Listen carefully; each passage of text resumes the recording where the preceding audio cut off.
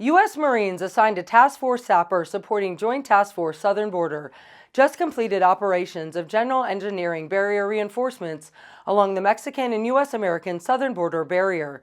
The military mission began on January 6 and recently wrapped up on June 11th. Task Force Sapper is comprised of 500 Marines and sailors from one Marine Expeditionary Force.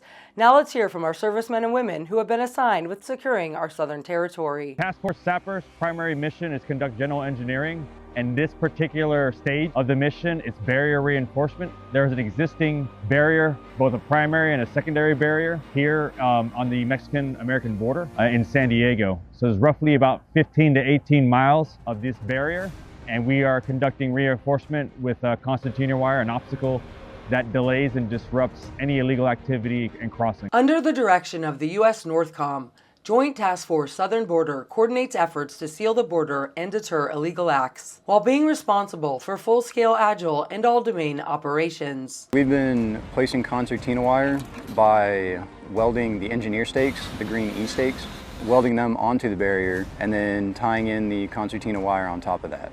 So before we got out here to place a secondary obstacle, illegal aliens were crossing the barrier by cutting segments at the bottom, as well as crossing over the top of it. The crossings over the top, as well as the crossings at the bottom, influenced the design of the barrier and showed us the need for some sort of obstacle towards the ground, as well as something closer to the top, but not something so close that they'd be able to easily maneuver over it. Agents detained 8,725 migrants illegally crossing the southern border last month, marking a 93% dip from May 2024, when 117,905 were detected, according to internal data obtained by the New York Post. The equipment that we're using, welding equipment, is not unfamiliar for most of our Marines who have the specialty. However, we don't have the depth of welders in the Marine Corps, frankly, that is required out here. So what we have done is gathered Marines who have experience from welding, Marines who have it as a specialty, and we have provided them OJT, on-the-job training, and we've provided them opportunities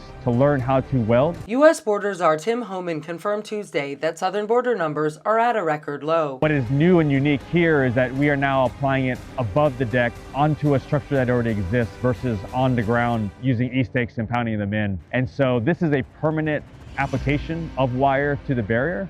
We cannot prevent all crossings with our obstacle. It has to be paired with the activities and mission that the Army is doing with their monitoring, detecting, and deterring of crossings, and the U.S. Border Patrol also doing the same thing. Illegal southern border crossings have plummeted to a near halt since the start of U.S. President Donald J. Trump's second term. Reporting from Las Vegas and throwing it back to our studios in Pahrump, I'm Maria Centers for News 25.